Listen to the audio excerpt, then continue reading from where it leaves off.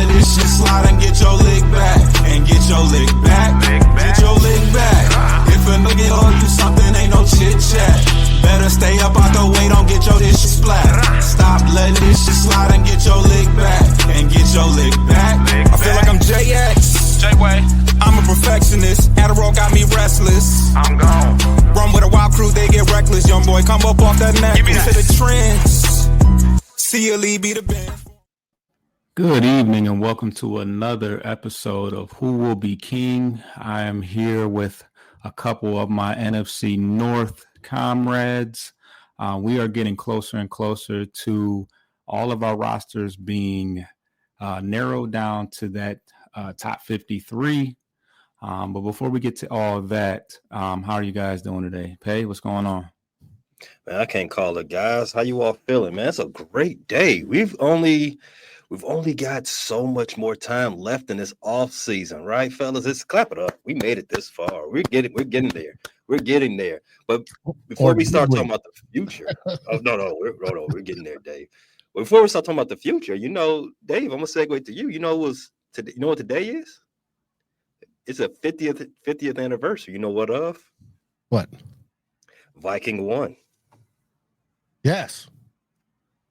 Sent into space to explore the great unknown. And we've got a lot of unknown today, don't we? Yes, we do. Mm. And let's get right into the recaps of our preseason games, and I want to start with the team that is number one in our division currently. It had a great record at 1-1, but what did you see? 1-0-1, yes. You said what? 1-0-1. Yeah, 1-0-1. Yes, correct. But yeah, Bills and Bears. Pay, take it away. We haven't lost the game. That's right. We're the only one in the division that has not lost the game, and we're gonna try to keep that game going. The Bears haven't lost a preseason game in quite a while. I think 2023 the last time they lost a preseason game, but moot point. We're here to talk about the here and now, right, guys? So let's get right into that. Forget the noise, forget the doubters, because what we saw against the Buffalo Bills was an absolute masterpiece. Demolition. 38-0. Shutout. Set Soldier Field on fire, and I'm sure the Bears want to set it on fire anyway for the last 50 some odd years. But anyway, just preseason. Results don't matter. I'm here to tell you that they do. They do absolutely matter when you've got a lot of stuff on the table. When your team walks out there and puts belt to that long ass crack of Buffalo or any team, 38-0. It's not just a game, it's a statement, fellas. This is a confident football team going on right now. And who was at the heart of this electric performance? Any guesses? Don't worry about it. Our guy, Caleb Williams. Forget the up and down camp reports. Forget the struggling narrative. In that game, Caleb looked like he's ready to put on a top 5 per quarterback season. He looked comfortable as hell. He was supremely accurate. Did you see that dart he put on Zacchaeus? It was just a perfect pass right in front of him. He led him to all the yak. We love that. We love when your quarterback can put the ball on you, gives you all that yak. You can yak all over the field. Just say yak one more time. His decisions were quick, and the ball was coming out on time. This is a dream start. Dave, what was you about to say? I was going to say, not bad for the Chicago Bears starters against the Buffalo Bills seconds. Irrelevant. Biggest thing that has the creatives silent right now is that Caleb, his average time to throw in that game was 2.6 seconds. Why is that important? Last season, that would have been the 4th fastest in the entire NFL. Like I said, he played with anticipation. His accuracy was off the maps. He was getting rid of the ball quickly. It looked like his marriage to Ben Johnson is making a world of difference. Now we actually got to see him in some actual live situations. He took 3-step drops, 1 hitch, fired the ball out. His eyes and feet were tied together. Shows you that he's confident and he knows exactly where his reads are. Awesome. That's exactly what you want to see. Was part of that to mitigate that you haven't figured out your offensive line yet? Well, the offensive line is set, Dave. There's only one person on the offensive line that we're still in discussion. But if you're asking about game script, it's preseason. Of course, there's game script. we're not focused on doing preparing for our preseason matches. No, we're out there going through the motions. We're getting reps. That's Ben Johnson's favorite word this preseason. Reps. We're getting those reps in, and those offensive line. Well, I'm gonna talk about it in a second. They'll be out there getting their reps too. But on the offensive line too, Caleb is in control of that. He showed his command at the line of scrimmage. He was getting the plays in. He was checking guys to make sure they was in line. Roma Dunze got him together one good time.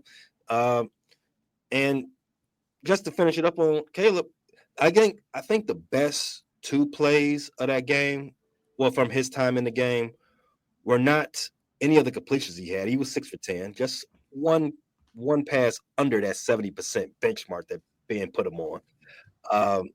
It was the two incompletions. It was the two throwaways. It showed you that he's coming off the hero ball that we saw a lot last season.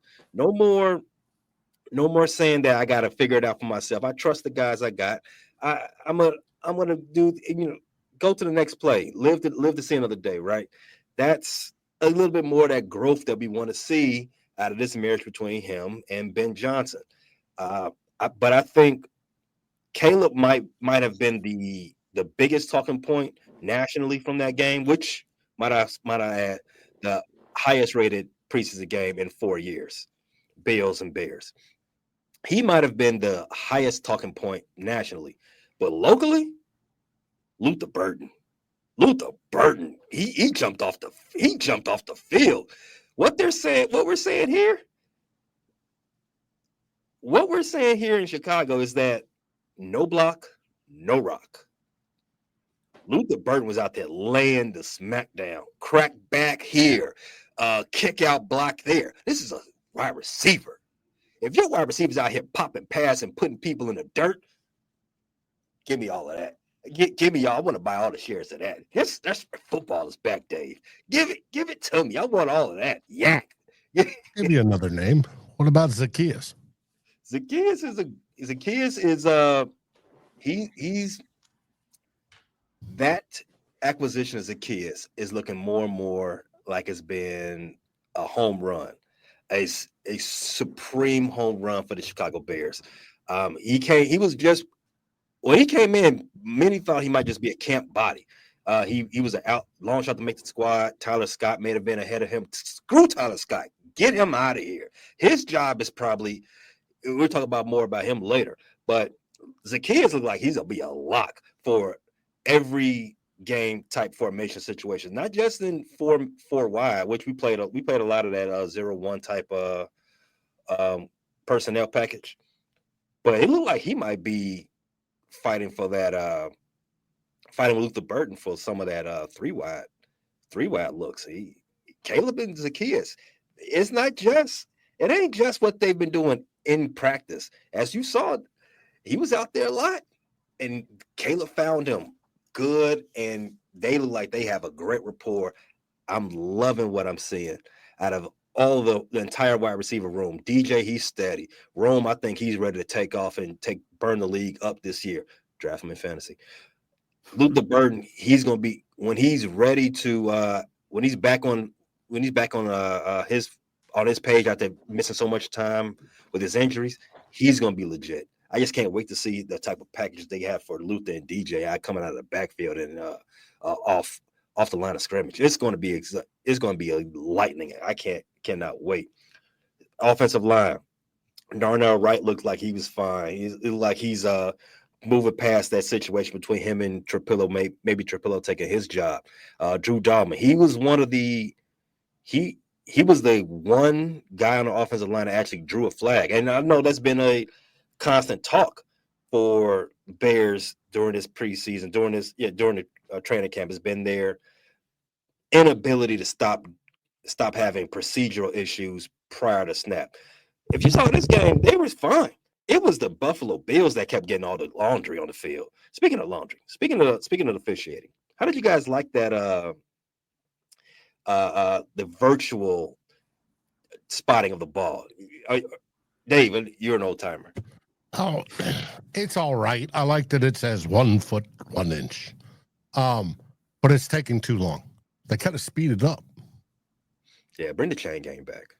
Oh, chain gang's still out there. They're just, standing on the sidelines waiting to, it's probably some 60-year-old guy like me standing there going, all right, I'll run out if you call me. Oh, no, they're doing a virtual. All right, I'll stand right here.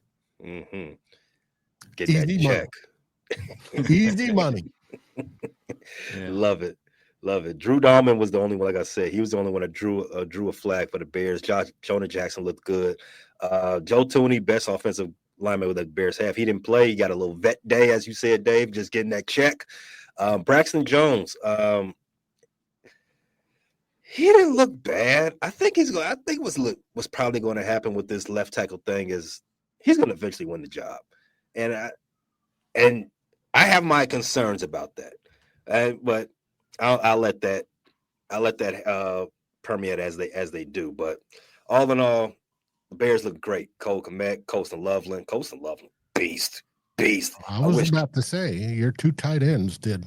I noticed them, and I shouldn't be noticing any Bears. They jump off the field. Dave, bear down, Dave. I wish June was here.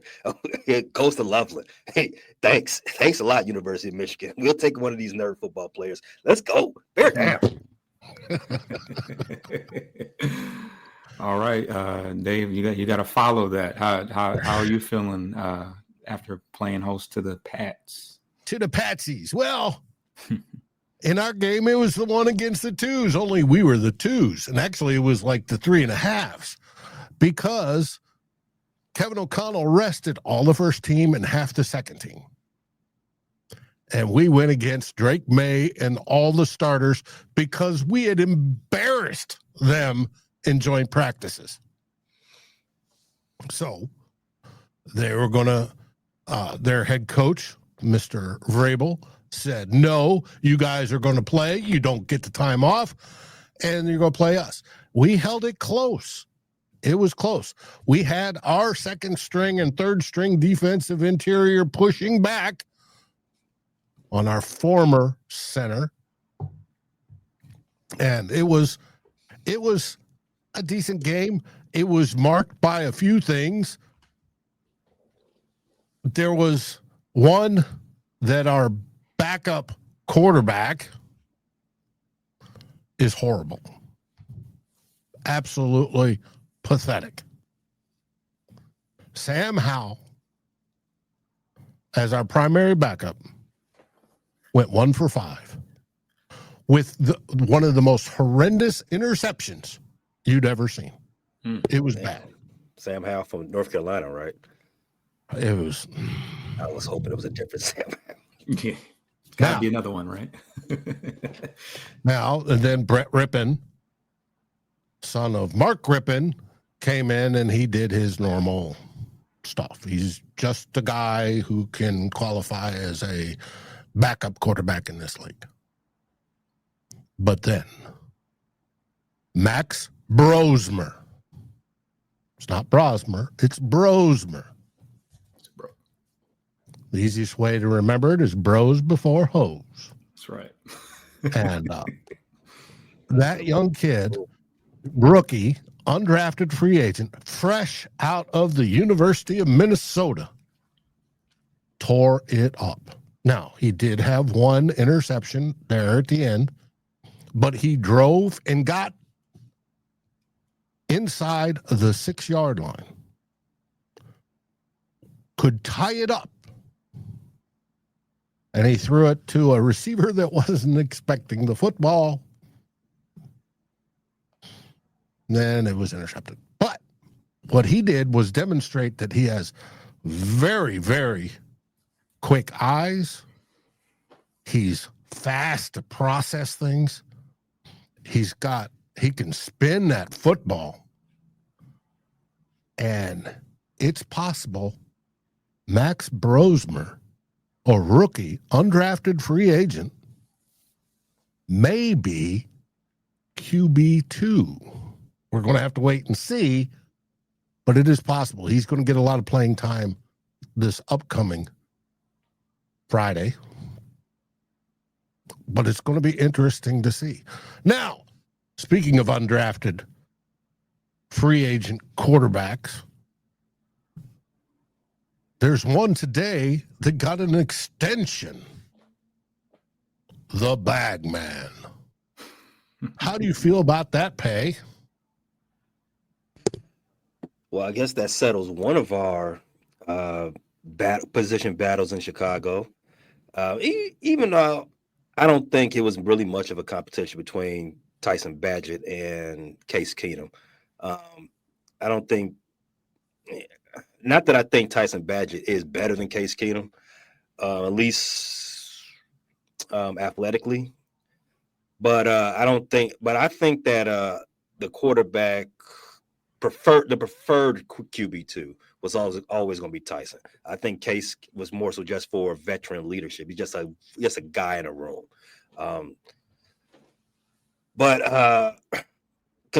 First and foremost, congrats to him being an undrafted free agent and getting $10 million. Big shout out to him. And it was up to, I think it was 16. Yeah, he's not going to get those. Yeah, all contracts have those, what they call in the NBA, not likely to happen. To be earned. Well, I'm sure part of it is your primary quarterback would have to break a nail or something. Yeah, it's not going to happen. Caleb's nails are like steel, especially when you all the acrylic. They make them hard. So, shout out to Tyson for his new bag, checking a new bag. Shout out to that man for that. It's a cure for 3 years where having Keenum's not going to last that long. Well, I mean, holding the clipboard, you'd be surprised, Dave. You'd be surprised. Holding the clipboard, there's a lot of longevity in just standing there. You just got to show up to practice. You ain't got to get hit or nothing. There's a lot of longevity in that job. It's good work if you can get it. Yes. But Tyson, a lot of people, and I don't want to go too deep into this. A lot of people say I saw the Adam Schefter tweet, one of the best backup quarterbacks in the league. Let's pump the brakes. Let's slow down on that right there. He's one of the most known backup quarterbacks in the league. One of the best. Extremely debatable. Extremely. I think the quarterback room in Cleveland has 4 better backups than Tyson Badgett. Yes, I am saying Cleveland has the entire quarterback room is a bunch of backups. Yes, that's the joke. But better than Badgett, nonetheless. You're saying Badgett has his shortcomings, right? There are just some other quarterbacks that are a little bit more have more professional tools than what I would say Badgett is. I think Badgett can play. He can run an offense. I think he has that command. He has that moxie. But as far as all the tools in the tool set, we'll have to have that. It's a further discussion. All right. Now, one last thing on my game. We may have found our return guy, Miles Price. He took a kickoff return, 81 yards, and then ran out of gas at about the 5. And he also had one very, very good punt return and one good punt return. And anything over 8.5 yards on a punt return, I consider good. Where's he from? I don't know off the top of my head.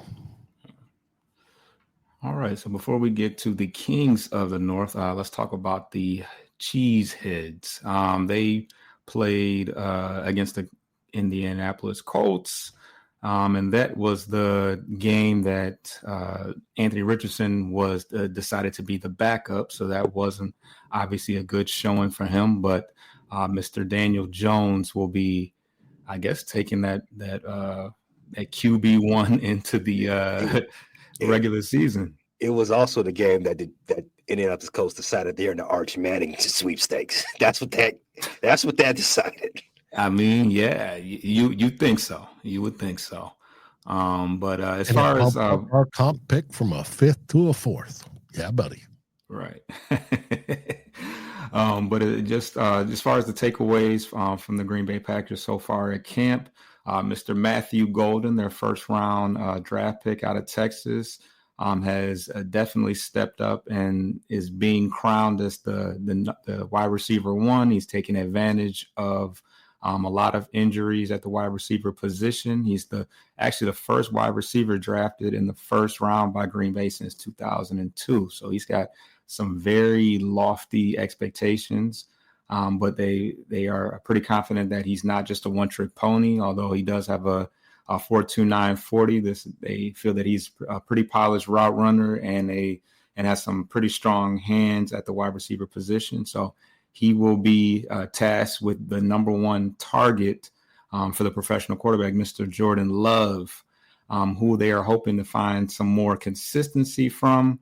He was obviously hobbled all last year with knee injuries, and no sooner that he could get back in camp and start showing us some consistency, he had surgery on his thumb. So it appears that he is going to be ready for week one, but this is kind of a put up or shut up year for a lot of different people, including Lucas Van Ness.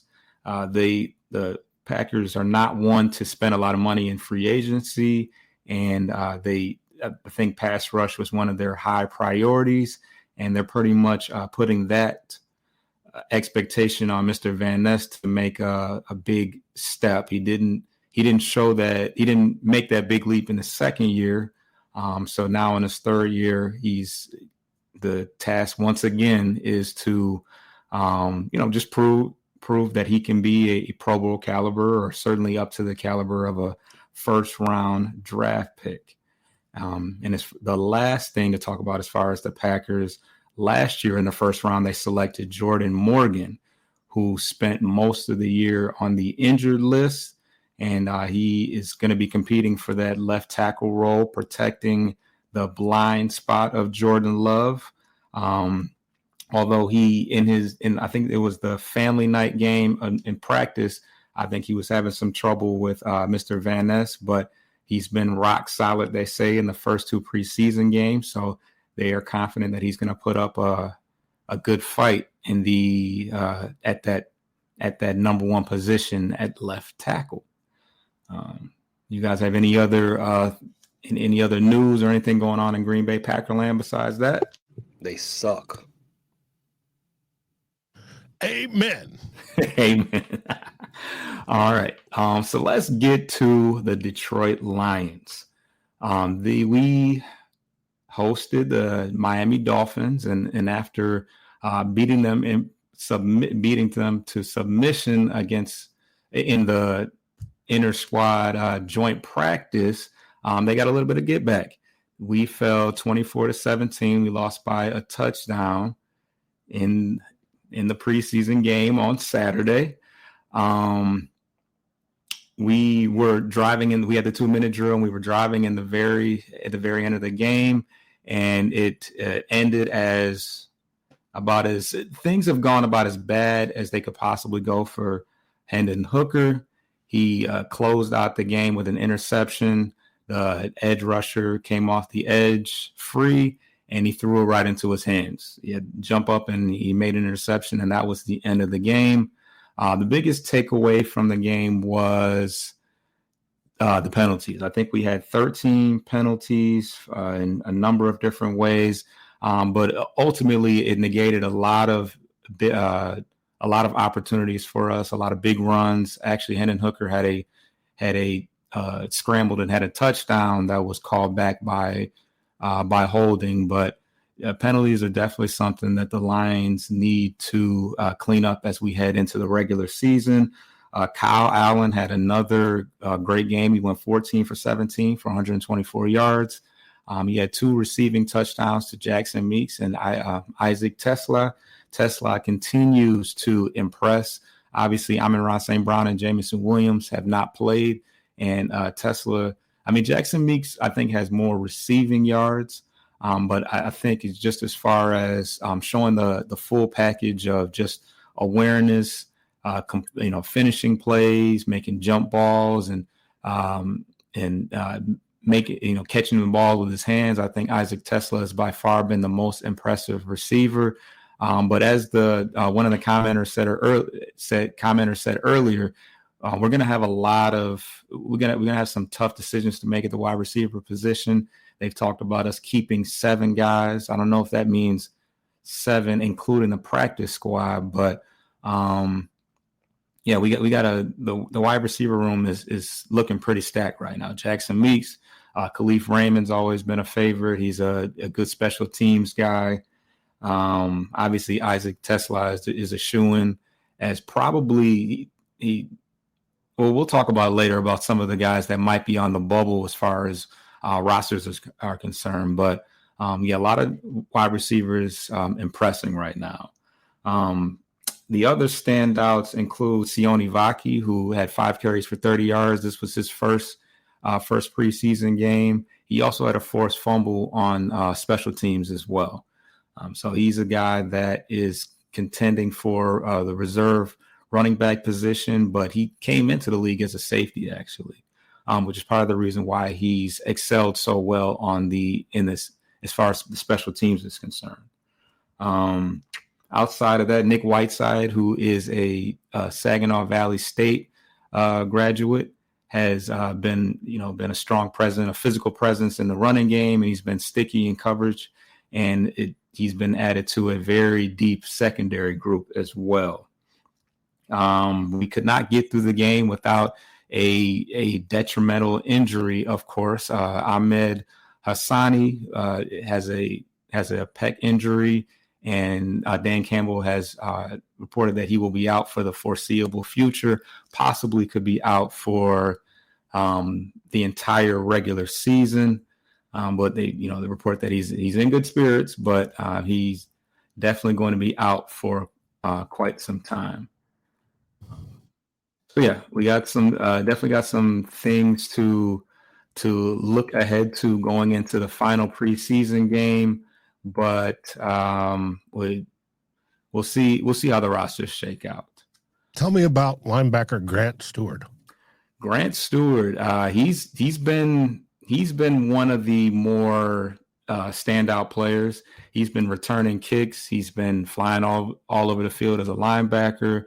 I think that he is going to create some interesting situations at linebacker. I think that he's right now playing backup, but I think that he could definitely contend for one of the starting positions, if not right now down the stretch. But he's going to be he's our special teams. He's our number one special teams player, and I think it's kind of insane. I don't think I've ever seen a linebacker that can return kicks, but he can. So I think he's going to be a fan favorite. Who was that, Pat? Urlacher. He did it in college. He's an Hall of Famer. Yeah. Oh, yeah. Yeah. He did. Not at the professional level, though, I don't think. Yeah. He chose not to. He could have, though. No, he just terrorized opposing quarterbacks. Right. Yeah. And anybody come across the middle, bear down. And he played safety in college a little bit too, right? That was his primary position, safety. Yeah. But let's get to the first break, and we'll see what we got going on the other end of that.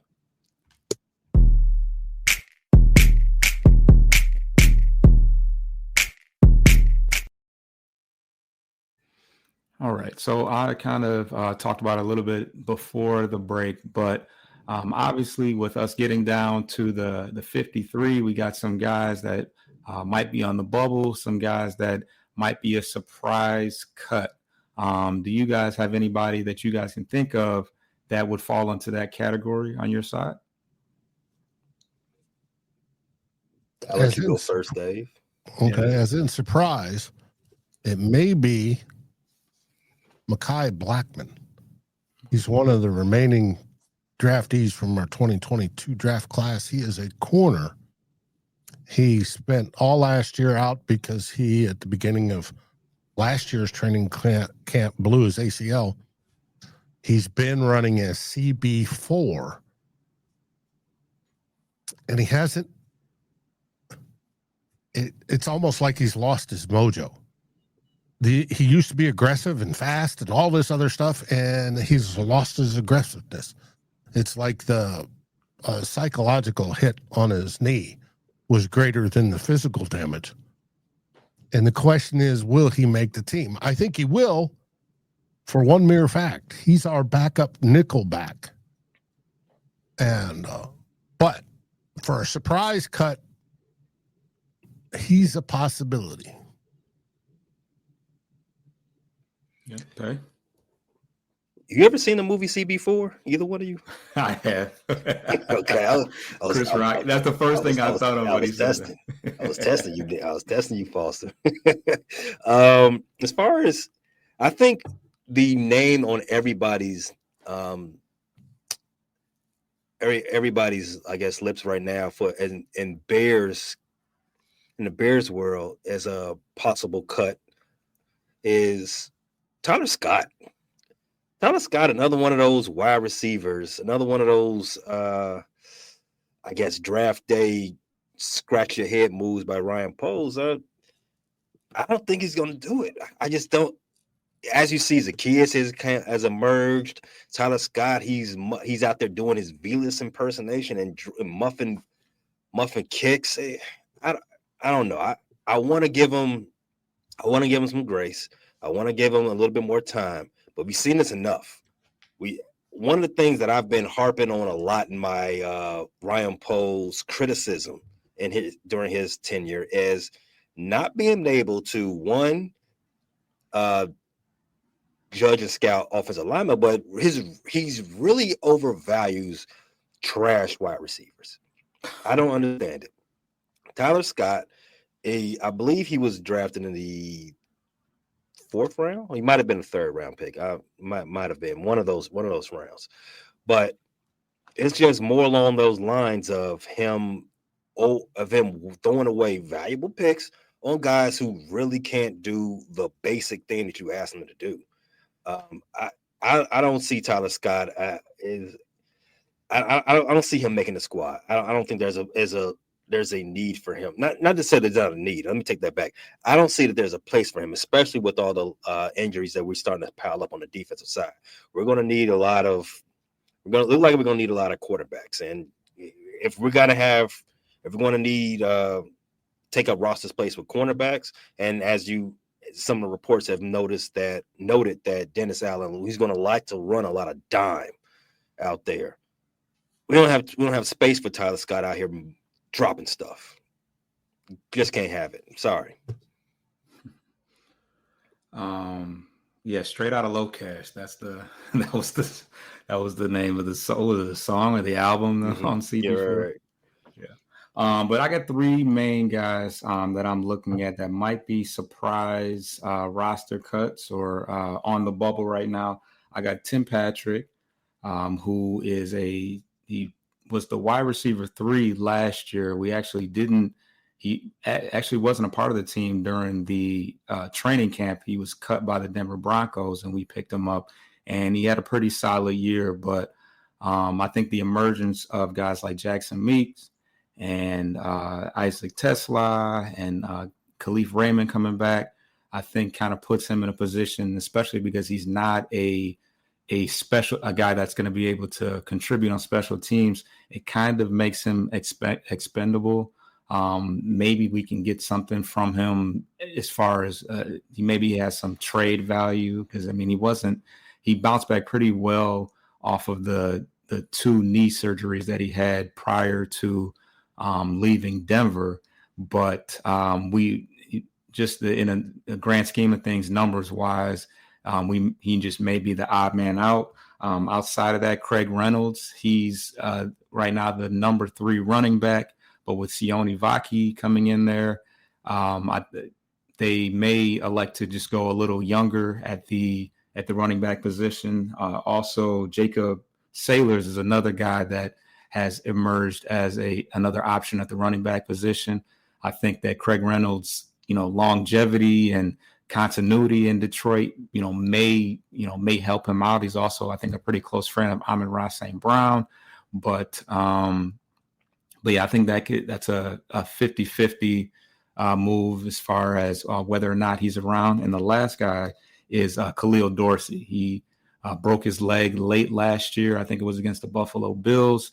And he has now been activated off the PUP list. So he's back active. But the Lions did go out and get a couple corners in Maddox and Rock Ya-Sin.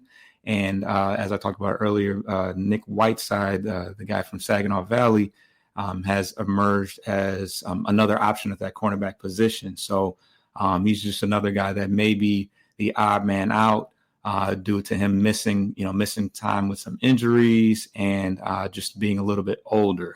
One person that I think has saved his job is Broderick Martin, who was a pretty controversial defensive lineman selection. I think he went in the 3rd round, and Brad Holmes elected to trade up for him. He's been in the tops of the league as far as pass rushing PFF in the preseason, for what it's worth. But he may finally be rounding into what we would have hoped at the defensive line position. Obviously, defensive line is one of our more banged up positions, cornerback and secondary being our most healthy one. So he may be the benefit of just the, injuries, just the benefit of us having so many injuries on the defensive front. And while we're talking about it, Mekhi Wingo has also been activated off the PUP list and should be ready for week 1. He's already back practicing. So, but as we head into the final preseason game, Dave, what are you guys looking forward to this week as far as training camp and the final preseason game? Today was our final day of camp. It was camp officially ended this afternoon. We have tomorrow off and we play Friday. I'm looking forward to it being over for the mere fact that today we lost Ty Felton, our wide receiver 4, our draft pick from Maryland, wide receiver. He dinged up his arm. We lost Jordan Addison, who jammed something. And Jeff Okuda, who banged up his right foot. All in one day. Our injuries are piling up. Those are big names. To the wide receiver room, the only good news is Justin Jefferson's back. He's been limited. They're going to slow roll it, and he'll be ready for week 1. Jordan Addison. Don't push it. Don't push it. They can take another day off. Under suspension weeks 1 through 3, so he's got time to heal up from whatever he's got, and he wasn't going to play Friday anyways. And then we have, as a wide receiver 3, Jalen Naylor, who jammed his hand in practice. I think it was practice on Monday. And he went to seek second opinions, and he went from day to day to week, and now we don't know what's wrong with him. Or it was the end of last week, I think it was. But so we're down to wide receiver 4 and 5 competing to start. And also today they announced, we're looking to trade to get another wide receiver in there. Hmm. Who knows? Adam Thielen may return. Oh, Carolina don't want him no more?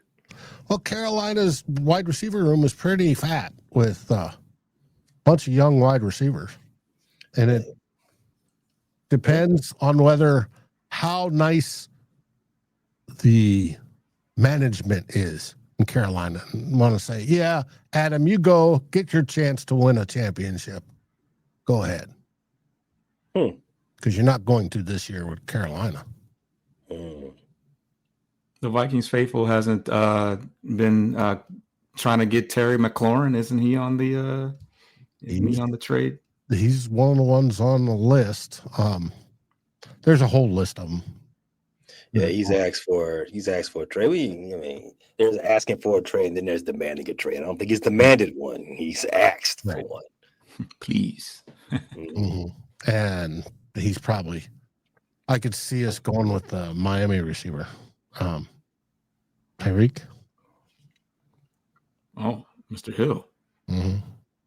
As a possibility over McLaurin. If we're going to pay that much money. Go for the gusto. MC Gusto. But we'll find out what happens, if anything.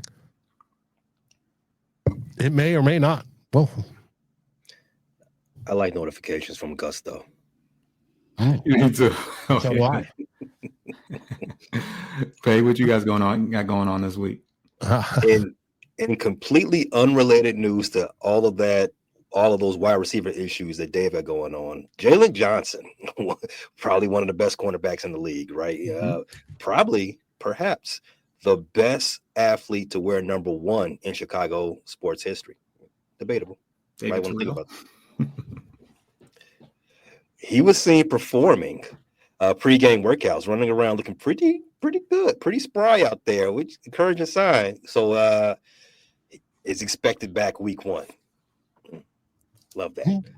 Love that for the home team.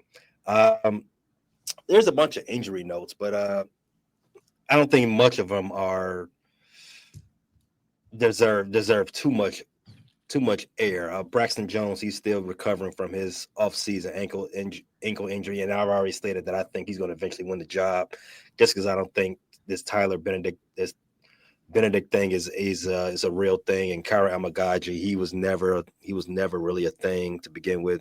Trapillo, he might be just a year away, so we might be doing the old Braxton thing again. Dominique Robinson, he hurt himself in the game. I think he did. Austin Booker, he left the game early as well. But neither one are considered super serious. Terrell Smith, cornerback. Like I said, we need cornerbacks out here now because Jalen's hurt. Terrell Smith got hurt in the game. Kyler Gordon, he's hurt. No new news on that. Terrell Smith, he had to be carted off. So we are still in limbo about the situation, that type of situation. Shamar Turner, one of the second-round draft picks for the Bears, he hasn't played in the preseason yet, but he's on the way back. As far as the end of preseason for the Chicago Bears, starters are playing Friday. Starters will be playing against the Kansas City Chiefs to conclude preseason. We've been having some back and forth in our Frustrated Chicago sports fan group chat about this, but I'm going to zig from all of my co-hosts. All of them say it's stupid, it's dumb. You can only get hurt from this type of situation. What has Ben doing? I'm going to zig. This Friday would be August 22nd. That is a lot of days in between August 22nd and September 8th. You're gonna one of the phrases that pay this off season, other than reps, other than no block, no rock, is callousing the body. I don't think just having that few series of preseason is enough for the squad. I think everybody is going, just because of the way the schedule has rolled out, you're going to need to still get that lather. You're going to need to still build up that lather. Everybody put the pads on, go through the motions. Let's get some more reps out there. Let's do the thing. Let's act like we are ready to hit the ground running. Let's not let the ground hit us come Monday Night Football on the 8th. So I agree with Ben here. Now, the Bears did have a padded practice today on Wednesday. There was some thought that this was probably going to be another one of those Ben specials where it's going to be a physical practice. I will hope not. Before we went live, I was listening to the reports and seeing how did those practices look to anybody. I will hope they weren't super aggressive, because we can say that for the game. We can say it for the game. Yeah. Today, but that's because our starters aren't playing. Yeah. So, I mean, you can do it either way. You can have a super aggressive practice today and not play Friday. I would prefer the way Ben is doing it. I would just hope that you're not overdoing it. You know what I mean? But the plan, I got Ben colored glasses right now. My goggles are extremely fogged up with the version of Ben Johnson. So whatever he says, I'm rocking with it until he loses to the Packers. Don't lose to the Packers, Ben. I'm believing in you. But you brought up something that I actually researched this morning because I'm interested in it, and I might write an article, I might not, whatever. But the perception of how preseason play philosophies, how they've changed over the years, right? When we had just a regular 16-game season and 4 preseason games, the tradition was game 1, the starters got a series or 2. Game 2, they played in the second quarter, possibly even in the third quarter. And game 3 was the dress rehearsal, and they were playing into the third quarter no matter what. And then game 4 was, hey, we're evaluating the bottom of the roster guys on this one. You vets, take a break. Well, they switched to a 17-game season and reduced the preseason game down to 3, and they've also compressed and reduced what's happening in training camp. And it's led to 2 results that, at least superficially, I get the feeling of. One is we're having more injuries, more severe injuries. And 2, we're all going to sit there and complain week 1 what a sloppy weekend it was of football. All of September, Dave. All of September is going to be crap. Look rusty, like they haven't played in forever. So I was thinking, well, how does a coach change that? And I looked at the philosophies and looked at each coach's philosophy on this. My coach falls under the McVay tree, which means he wants to rest every single starter he can. Protect them, wrap them in bubble wrap, and protect them throughout the preseason and not do squat. Okay. I would think that sort of leads to some sloppy play that first week, but we'll find out. But there is a movement to sort of switch and go back to more traditional, where like you and Ben Johnson, I don't remember if Caleb played the first game or they weren't, but he played the second game and he's going to play the third game. And it's, let's have our ones working up a lather and getting in rhythm. Everybody's got at least 11 days off. Pay, you and I have the longest time period off, but everybody's got at least 11 days off between preseason football and the start of the season. That's quite a break. Well, if you're sitting there and you're running your ones for the majority of that last game and they're running smoothly, then I would think you would have an advantage in week 1. And of course, Pay and the Bears need all the advantages they can get to beat the Vikings. But what the disadvantage of that is the ability to evaluate those bottom end roster guys.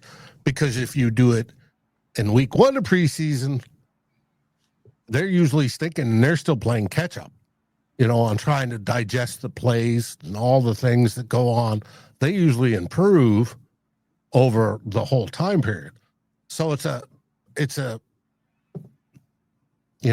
coin toss as of right now until we get more data. But I see it sort of shifting, and I think Ben Johnson isn't the only one that's starting to play more starters. Cincinnati. Hey, Tim. How often have they started, their ones?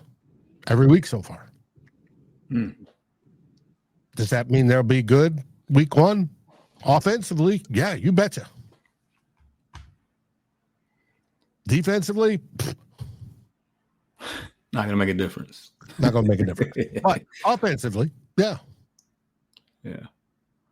And here Tim comes. Zach comes from the McVay tree, tired of getting his back end kicked week 1 and 2 and a 1-11 record. So Joe and the number 1s are playing. I am so I'm so frustrated with that right there. Sidebar. Sorry, fellas. But I was in a $10,000 pot survivor league last year, and I took the Bengals to beat, I forgot what trash team. I think they were playing the Patriots. Yeah, I took the Bengals week 1, and they got roadhouse off the field. I was so pissed. So pissed. And now he's like, you know what? That's the final straw. I'm gonna start getting my guys ramped up so they can play. Yeah, now. Thanks a lot now. Bozo. Mm-hmm. Yeah, I remember that. It took out like 97% of all of survivor leagues. Thanks, Tim. But it is, I can see it changing. Now, has it changed for the Vikings? Obviously not, but we'll see.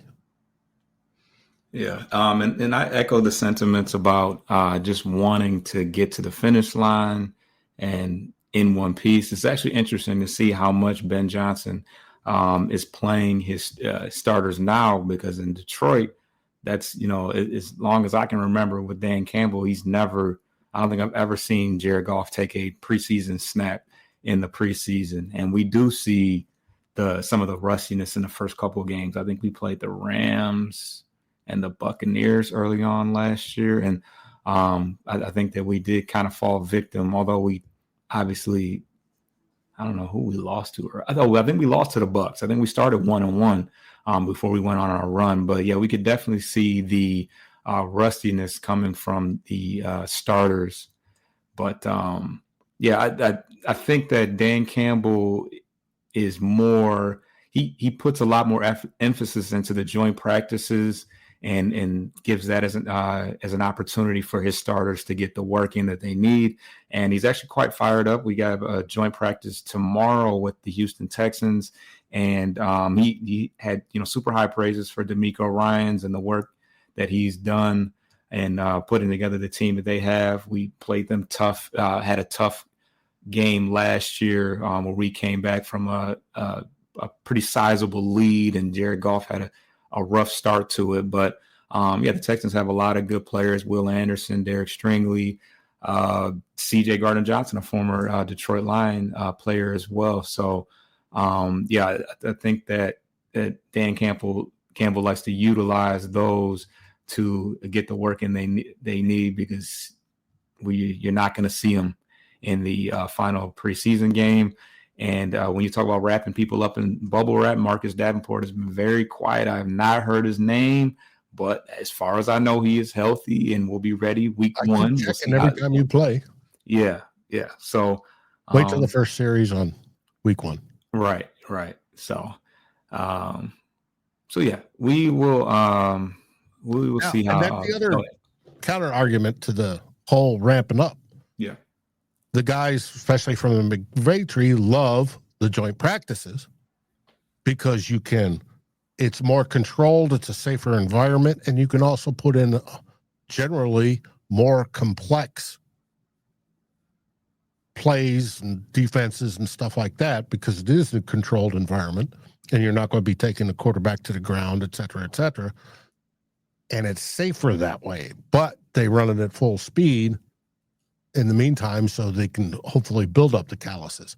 But it does not have the crowd noise of a real game to mess with a quarterback's head, etc. There's pluses and minuses with both directions, but it's going to be interesting how it works out. Yeah. Will the Bears benefit from playing Caleb Evans this weekend? All right, Dave. So what do you have going on Vikings First and Skol this week? Well, we're getting ready for our game on Friday night. We play the Tennessee Titans, 7 p.m. Central, 8 p.m. Eastern. Live streaming on CBS. Yeah, buddy. And we're going to see, it's going to be our backups. Time to shine. Who makes the team? Who doesn't? We've got, over on Vikings First and Skol, we got the Real Forno show tomorrow night. It will be a pre-recorded show because Tyler is going to the State Fair tomorrow. So we're going to record it a little bit early. Minnesota's got one of the best state fairs in the country. So it's always fun. Fried this, fried that, everything. Fried. And Did JJ make the team, Dave? JJ McCarthy, our beautiful number one starter. Oh, no, he's going to be great. Tim. He's going to blow everybody's mind. He blew Rossini's. And Rossini was out at camp. Diana Rossini. And she did an interview with Kevin O'Connell. And Kevin O'Connell's got a petty side. And I thought it was great. But no, it's going to be all right. And Pay, what's going on over at the Frustrated Chicago Sports Fans? Hopefully, we'll be having a recap of where we talk about the Chicago Cubs putting boots to that baseball team of Wisconsin. But, that'll be later. The recap of that series where will be the football team should play at least half their games. I really feel? No, you said the baseball team of Wisconsin. That's Milwaukee. Oh, yeah, them. Well, the football team, just get rid of them both. Send them both to Canada. We opened the show talking about Viking 1. Can we stick both of those? Can we stick the entire state of Wisconsin on the next one out? Elon, whenever the next one you're sending out there, we got a state for you. Take them. Send them up there to the cosmos. They don't need to be here. But in any case, on the Frustrated Chicago Sports Fan channel coming up this week, we have a recap of the Brewers Cubs humongous series that will decide the season series for those two teams and possibly a precursor to who wins this division as the Major League Baseball season enters its final month. As for the Bears, we will be previewing the final preseason of the game. Look for that episode on Friday, prior to kickoff. We'll be previewing Bears Chiefs, talking about why starters shouldn't be playing or why they should. I've already discussed why I don't have an issue with it, but we will go more in depth on that. Bulls, they're in hibernation. The White Sox, they're in perpetual hibernation. And the Sky, you can probably pack them up as well. So be on the lookout for those two great episodes. Frustrated Chicago Sports Fan channel, everywhere you get your podcasts, Apple Podcasts, Spotify, iHeartRadio, and all the such. And also everything available on YouTube. You can also find us on TikTok. Come check us out. Engage with us. We love it.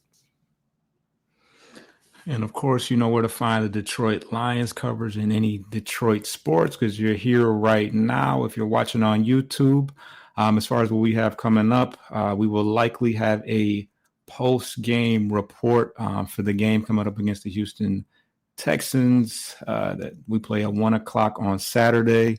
As far as the Tigers are concerned, we have a stronghold on the AL Central right now. We are 9.5 games up on the Cleveland Guardians. We swept the Houston Astros today. And we'll be back on Sunday with a week in Tigers baseball on Sunday, me and Coach. And as we close out, what do we say in Chicago, Pay?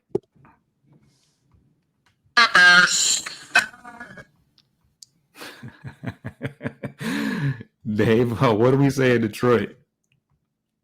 Oh, wrong button. Sorry. That too. That's a Miami. Let's see. Let's get it. Here we go. Minnesota? Skol Vikings. Thanks for tuning in. Get your lick back. If a nugget on you something, ain't no chit chat.